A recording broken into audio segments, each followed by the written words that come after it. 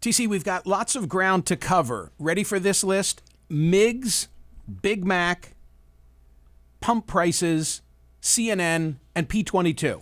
That sounds like a very Michael list. MiGs, Big Mac, pump prices, I couldn't read my writing, CNN, and P22. Wow. So I'll begin. First of all, survey results from yesterday at Smerconish.com.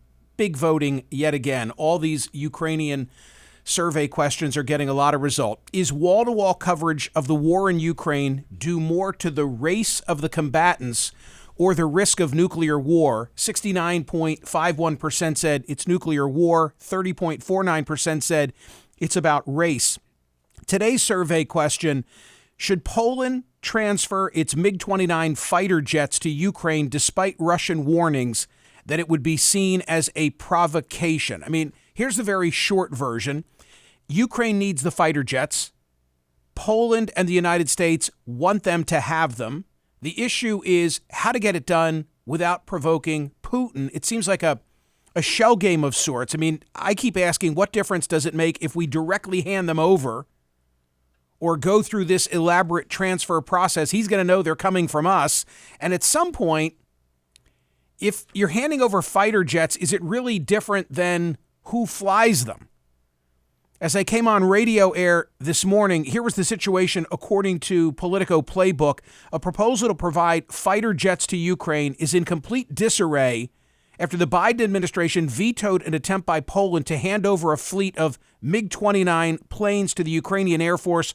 Poland had initially said that it was placing the jets at the disposal of the U.S.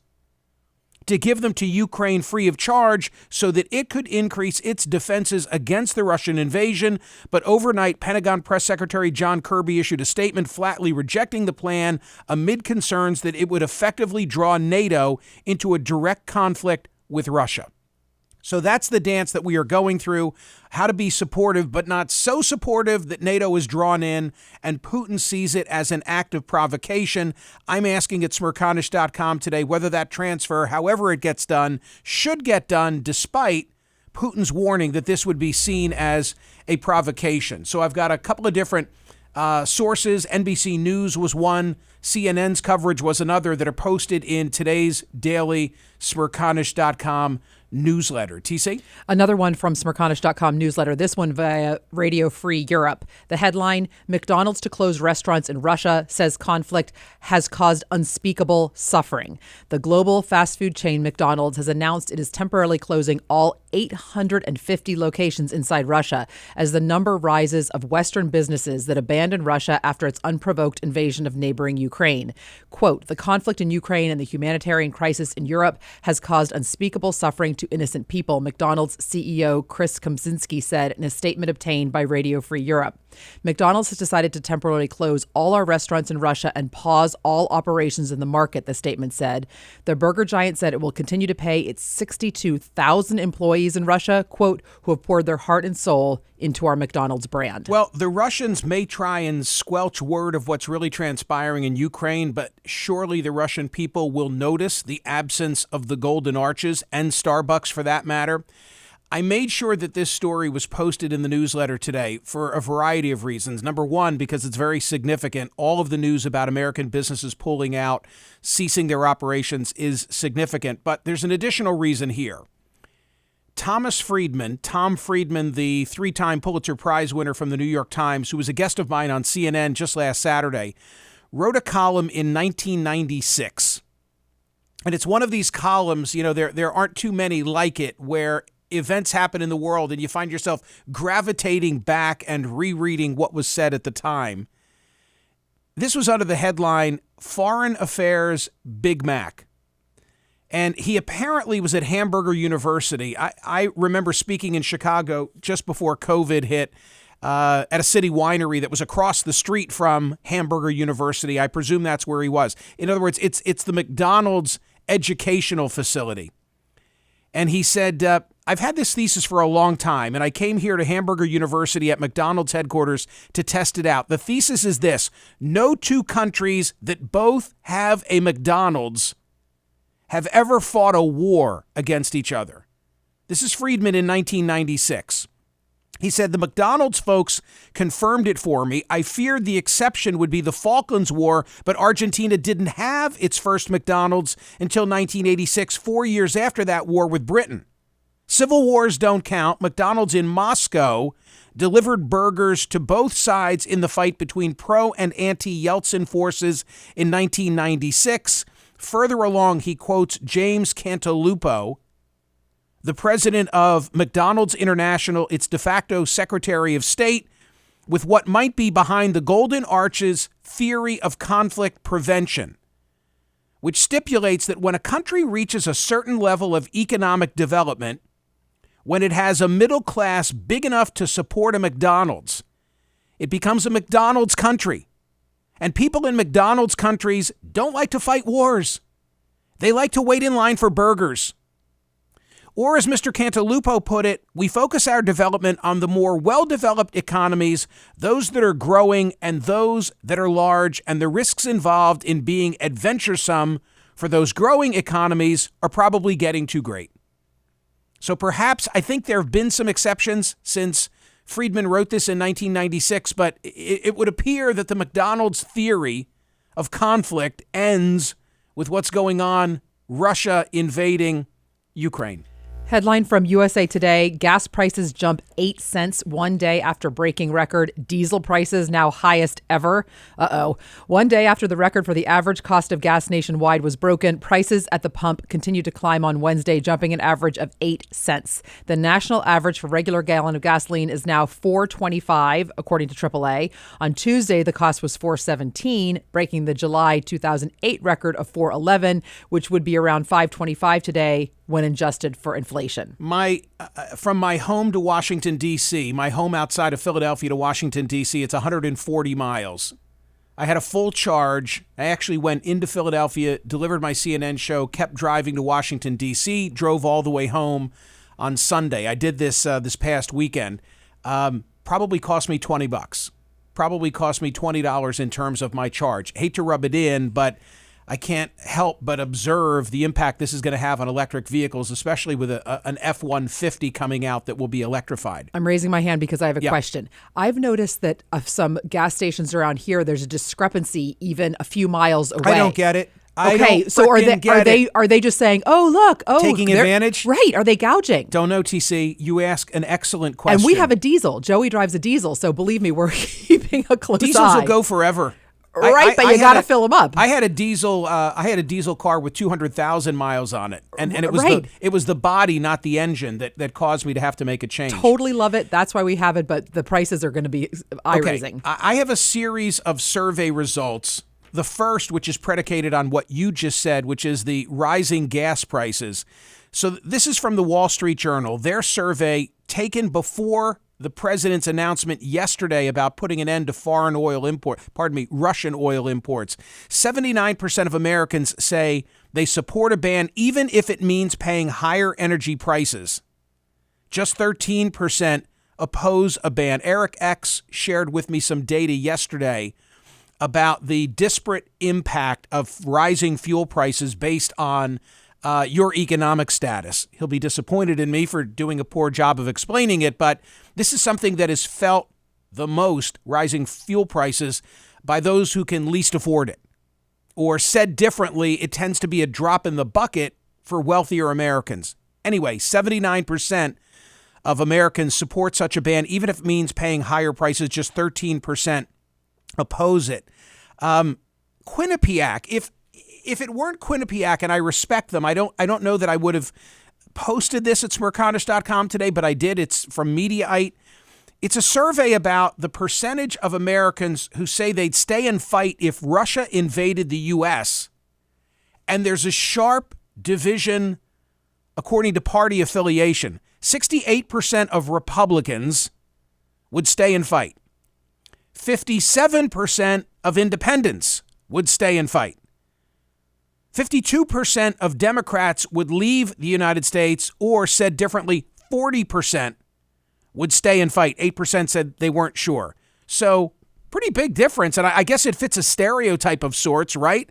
68% of Republicans are staying and fighting. 57% of independents are staying and fighting. 40% of Democrats are staying and fighting. I don't know how reliable this can be, but from the Washington Post today, posted at Smerconish.com, 58% of Russians support the invasion of Ukraine. I mean, two things. One, I don't know how you could get fair polling in Russia. The source is Gary Langer, a U.S.-based polling expert who runs a research firm, obtained the results of the study from the Russian research organizations and shared them with the Washington Post. I don't know how reliable a Russian poll can be. But secondly, I don't know how reliable it can be when the people of Russia aren't being told exactly what's going on in Ukraine. But it's interesting nonetheless. So a lot of good polling data at Smerconish.com. Tell me about this piece about 10 questions for Natan Sharansky. Is Natan that Sharansky? Natan Sharansky. So this was from the Tablet magazine, and I was inclined, TC, to put it in the daily newsletter today because I interviewed Natan. Natan Sharansky is a really remarkable guy. He's a very slight guy. He's a not very tall guy, but he's a very strong guy. Russian-born, or more specifically in what was the USSR, Jewish.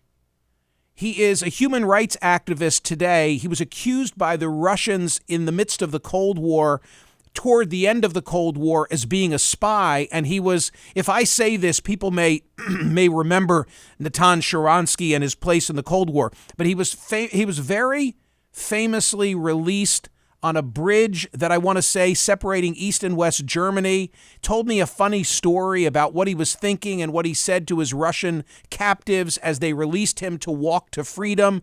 On the other side of the bridge was the United States ambassador to, I guess it would have been West Germany at the time. And when I, for a week, broadcast from Jerusalem, he was a guest of mine.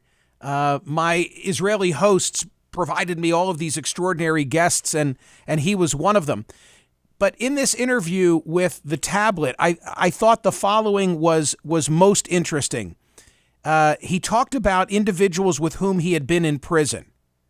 Here, I'll just pick this up midstream. Russia is not the strongest country, and Putin is not the strongest leader in the world. In fact, Russia today is something like 3% of the world economy. NATO represents something like closer to 50%.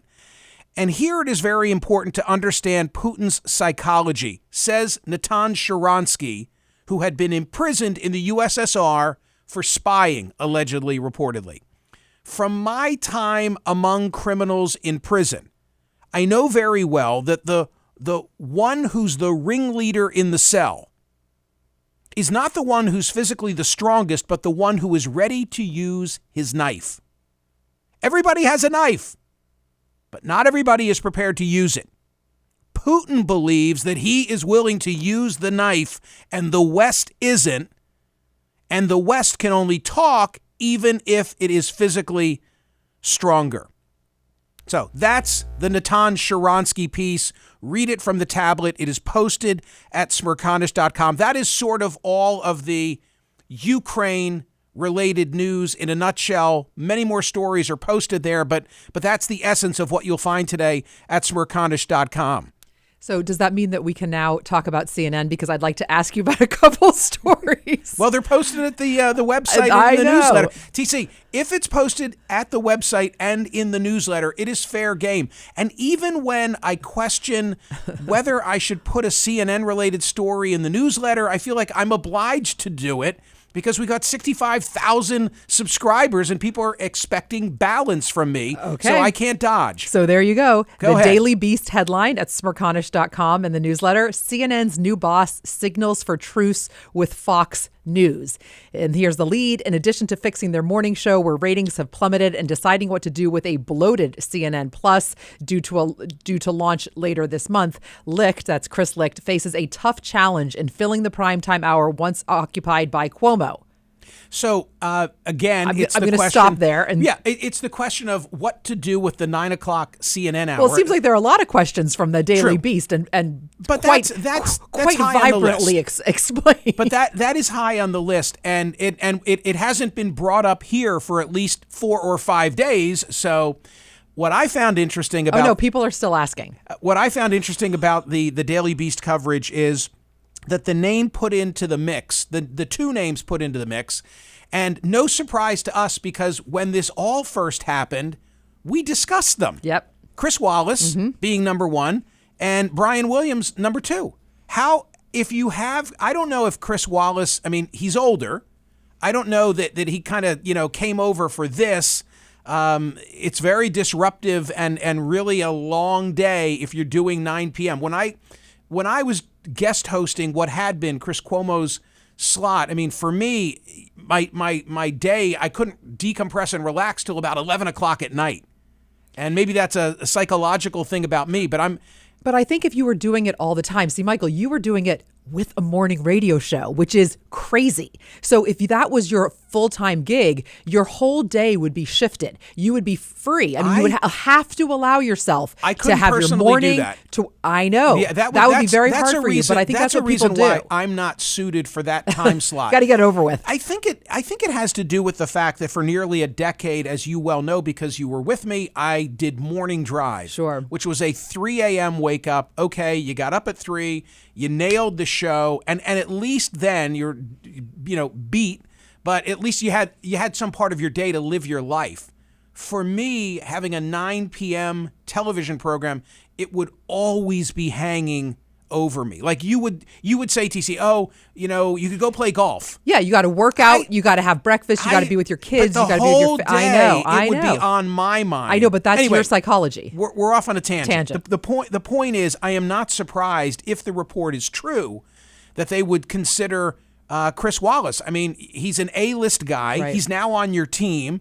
I think that he lends himself well to, his skill set lends itself well to 9 p.m., as does Brian Williams. I think Brian Williams' transgression of the past has been forgiven because enough time has gone off the clock and he hosted on MSNBC. Chris Licht obviously knows both those personalities, but I'm sure especially Brian Williams from his NBC days. So I'm not surprised at all. They'll wait for Chris Licht, right? They're going to make that higher. There's no He's way. Gonna make that oh higher. my God! At this point, there's no way. There's no way somebody today. Whatever they the could say. triumvirate at CNN today are not going to make that decision. Okay, I don't know. No, at this stage, it's Licht and it's David Zaslav and it's John Malone. We're close enough now that nobody would make a move of that kind without them. Okay, so what about the Deadline headline? Jeff Zucker reaches resolution with Warner Media over abrupt CNN exit, won't sue. They're saying that there is a deal, that he has a settlement, and that as part of the one-time payment, which they said they think is going to be around $10 million, he is going to move on and keep his mouth shut. Okay, so the Deadline story that TC just referenced is posted at Smerconish.com. It's in the newsletter. Here's what's most interesting to me about this Deadline story. It's not that Jeff Zucker is getting a payday on his way out the door so that there's no litigation. It's just a clean break. What happens with regard to Chris Cuomo still remains to be seen. But to me, the biggest curiosity is that Zucker was represented in these negotiations by Craig Jacobson of Hansen, Jacobson, Teller, Hoberman, Newman, Warren, Richmond, Rush, Kaller, and Gelman.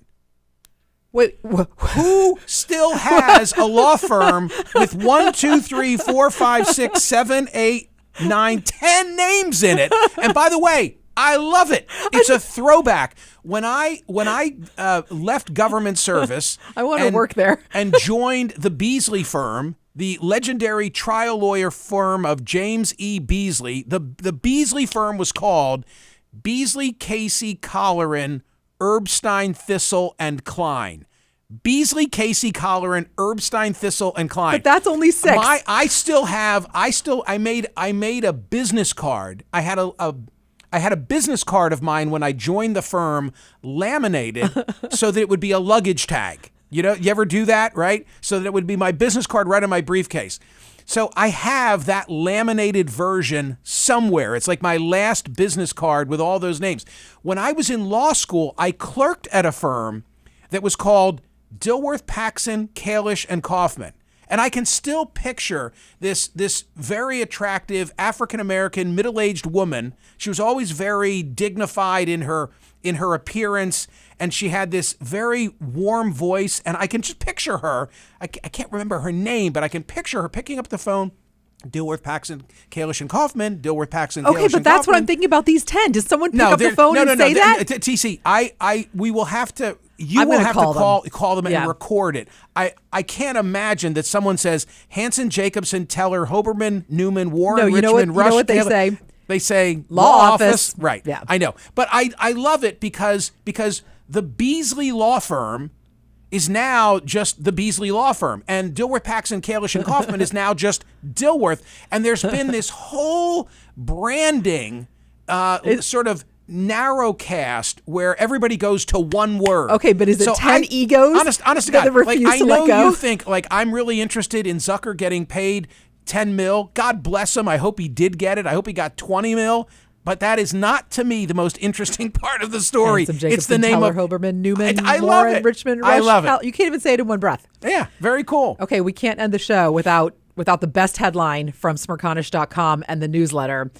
A mountain lion has been spotted roaming Silver Lake. Could it be the famed P22? Can you imagine? You've got to look at the picture at Smerconish.com. This is from the LA Times. I've talked about P22. I have a P22 sweatshirt at home. Okay. By the way, the people who are and the woman, very nice, who was their advocate, was a guest of mine on radio here not long ago. Maybe it was in the waning days of 2021, but they need better merch for P22. Beth TC. Pratt. Beth Pratt. Beth, I bought the sweatshirt. You need more gear because this is so cool. Anyway, this is this mountain lion. P22 from the Santa Monica Mountains. The lion's been tagged, and that's how they can track it. It has crossed, based on where it is being seen, it has crossed both the 405 and 101 freeways. Okay? I don't think I could cross the 405 and at any hour of the day. I mean, we are talking like a combination of, how many lanes could it be? 4 and 4. It could be like 10 lanes of traffic. And somehow that mountain lion is now walking through residential areas adjacent to Griffith Park. And every time there's a report, I put it in the newsletter because I'm like, go P22. Ladies and gentlemen, those are the headlines today at Smerconish.com. Please make sure you're subscribing to the daily newsletter. See you tomorrow.